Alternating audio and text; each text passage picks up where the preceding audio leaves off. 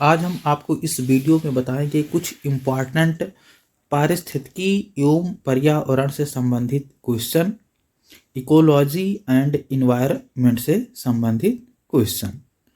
तो पहला क्वेश्चन है, दक्षिण पूर्वी संयुक्त अमेरिका का नरक किस नदी को कहा जाता है। यानी ये क्वेश्चन है कि दक्षिण पूर्वी संयुक्त राज्य अमेरिका का नरक किस नदी को कहा जाता है। तो ये जो आंसर होगा वो होगा हमारा टेनेसी नदी। टेनेसी नदी को दक्षिण पूर्वी संयुक्त राज्य अमेरिका का नरक कहा जाता है। उसके बाद में अगला क्वेश्चन है, दामोदर नदी परियोजना यानी दामोदर नदी परियोजना किस नदी परियोजना की अनुकृति है। यानी जो दामोदर नदी परियोजना है वो किस नदी परियोजना की अनुकृति है। तो जो इसका आंसर होगा वो है टेनेसी घाटी का। उसके बाद में नेक्स्ट क्वेश्चन है, विश्व की सर्वाधिक अवसाद का परिवहन करने वाली दो नदियां हैं। यानी विश्व की सर्वाधिक अवसाद का परिवहन करने वाली दो नदियां हैं। तो जो इसका आंसर होगा वो होगा एलो नदी जो कि चीन में पड़ता है एवं गंगा है जो कि भारत में है। तो ये एलो नदी जो कि चीन में है एवं गंगा नदी। उसके बाद में नेक्स्ट क्वेश्चन है, उत्तर भारत की अर्थव्यवस्था का मेरुदंड है। उत्तर भारत की अर्थव्यवस्था का मेरुदंड है। तो जो इसका आंसर है वो है क्या, गंगा नदी। उसके बाद में नेक्स्ट क्वेश्चन है, मिस्र किसकी देन है। तो मिस्र जो है नील नदी की देन है। मिस्र नील नदी की देन है। उसके बाद में अगला क्वेश्चन है, पश्चिम बंगाल का शोक किस नदी को कहा जाता है। पश्चिम बंगाल का शोक किस नदी को कहा जाता था। तो इसका जो सही आंसर है वो है दामोदर नदी। इसका सही जवाब है दामोदर नदी। उसके बाद में नेक्स्ट क्वेश्चन है, किस नदी को बिहार का शोक की उपमा प्रदान किया जाता था। किस नदी को बिहार का शोक की उपमा प्रदान किया जाता था।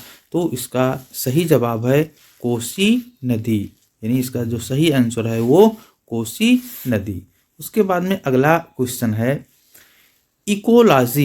इकोलॉजी शब्द का प्रयोग सर्वप्रथम किसने किया था। इकोलॉजी शब्द का प्रयोग सर्वप्रथम किसने किया था।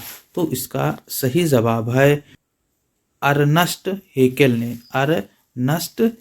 ने किया था। यानी इकोलॉजी शब्द का प्रयोग सर्वप्रथम अर्नस्ट हेकेल ने किया था। उसके बाद में अगला क्वेश्चन है, पारिस्थितिकी के जनक की संज्ञा प्रदान की गई है। पारिस्थितिकी के जनक की संज्ञा प्रदान की गई है। तो इसका भी आंसर है अर्नस्ट हेकेल को पारिस्थितिकी के जनक की संज्ञा प्रदान की गई है। उसके बाद में अगला क्वेश्चन है, पारिस्थितिकी के अंतर्गत किसका पारस्परिक अध्ययन किया जाता है। पारिस्थितिकी के अंतर्गत किसका पारस्परिक अध्ययन किया जाता है। तो इसका जवाब है वातावरण और जीव समुदाय के बीच। उसके बाद में अगला क्वेश्चन है, रंध्रों का खुलना और बंद होना किस पर निर्भर करता है। तो इसका सही जवाब है प्रकाश पर निर्भर करता है। अगला क्वेश्चन है, विटामिन ए डी तथा कैरोटीन के निर्माण में किसकी महत्वपूर्ण भूमिका होती है। विटामिन ए डी तथा कैरोटीन के निर्माण में किसकी महत्वपूर्ण भूमिका होती है? तो इसमें भी प्रकाश की महत्वपूर्ण भूमिका होती है। उसके बाद में अगला क्वेश्चन है, अल्प दीप्तकाली पौधे हैं, अल्प दीप्तकाली पौधे हैं, तो इसका सही जवाब है तंबाकू एवं सोयाबीन। तंबाकू एवं सोयाबीन अल्प दीप्तकाली पौधे हैं।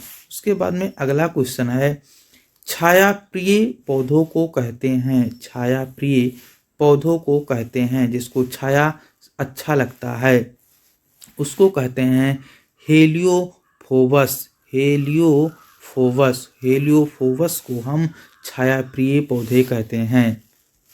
उसके बाद में अगला क्वेश्चन है, एंजाइम क्रियाशीलता का सर्वोत्तम ताप है, एंजाइम क्रियाशीलता का सर्वोत्तम ताप है, तो इसका जो टेम्परेचर है वो 25 डिग्री से 35 डिग्री सेल्सियस के मध्य है। 25 डिग्री से लेकर के 35 डिग्री सेंटीग्रेड या सेल्सियस तक है। उसके बाद में अगला क्वेश्चन है, किस तापक्रम पर एंजाइम का विकृतीकरण हो जाता है? किस ताप पर एंजाइम का विकृतीकरण हो जाता है? तो इसका आंसर है 60 से लेकर के 70 डिग्री सेल्सियस के मध्य इसका विकृतीकरण हो जाता है। उसके बाद में अगला क्वेश्चन है, अल्पाइन वृक्ष, अल्पाइन वृक्ष किस ऊंचाई यानी भारत में मिलते हैं? यानी भारत में जो अल्पाइन वृक्ष हैं वो कितनी ऊंचाई पर मिलते हैं? तो इसका जवाब है 3600 से लेकर के 4000 मीटर पर मिलते हैं। 3600 से लेकर के 4000 मीटर पर मिलते हैं। उसके बाद में अगला क्वेश्चन है, अस्थाई बर्फ लाइन की, अस्थाई बर्फ लाइन की यानी भारत में क्या ऊंचाई है? अस्थाई बर्फ लाइन की यानी भारत में क्या ऊंचाई है? तो इसकी जो ऊंचाई है वो 4000 मीटर है। उसके बाद में अगला क्वेश्चन है, वाष्पोत्सर्जन किस प्रकार की क्रिया है? वाष्पोत्सर्जन किस प्रकार की क्रिया है? तो वाष्पोत्सर्जन जैविकीय क्रिया है, जैविकीय क्रिया है। उसके बाद में अगला क्वेश्चन है, अंकुरण के लिए बीजों को कम ताप पर रखना कहलाता है। अंकुरण के लिए बीजों को कम ताप पर रखना कहलाता है, तो इसको हम कहते हैं वसंतीकरण, वसंतीकरण इसको हम कहते हैं। उसके बाद में अगला क्वेश्चन है, मरूदभिद पौधे में, मरूदभिद पौधे में पराया पत्तियां किसमें बदल जाती हैं? मरूदभिद पौधे में प्रायः पत्तियां किसमें बदल जाती हैं? तो इसका जो सही जवाब है वो है कांटे में बदल जाती हैं। किसमें बदल जाती हैं? कांटे में बदल जाती हैं। उसके बाद में अगला क्वेश्चन है, आर्द्रता को किसमें मापा जाता है? आर्द्रता को किसमें मापा जाता है? तो आर्द्रता सापेक्षिक आर्द्रता की प्रतिशत इकाई में, जो सापेक्षिक आर्द्रता होती है इसकी प्रतिशत को हम इकाई में मापते हैं। उसके बाद में अगला क्वेश्चन है, वनस्पतियों के सड़ने से, वनस्पतियों के सड़ने से कौन सी गैस निकलती है? वनस्पतियों के सड़ने से कौन सी गैस निकलती है? तो इसका सही जवाब है मीथेन गैस। वनस्पतियों के सड़ने से मीथेन गैस निकलती है। उसके बाद में अगला प्रश्न है, वायुमंडल में, वायुमंडल में आर्गन गैस की मात्रा, आर्गन गैस की कितनी मात्रा पाई जाती है? आर्गन गैस की कितनी मात्रा पाई जाती है? तो इसकी जो प्रतिशत मात्रा है वो 0.93% पाई जाती है, 0.93%। उसके बाद में अगला क्वेश्चन है, पौधे के सभी पोषक तत्व, पौधे के सभी पोषक तत्वों से युक्त कार्बनिक पदार्थ हैं। पौधे के सभी पोषक तत्वों से युक्त कार्बनिक पदार्थ हैं, तो इसका जो सही जवाब है वो है ह्यूमस। यानी पौधे के सभी पोषक तत्वों से युक्त कार्बनिक पदार्थ हैं तो ह्यूमस हैं।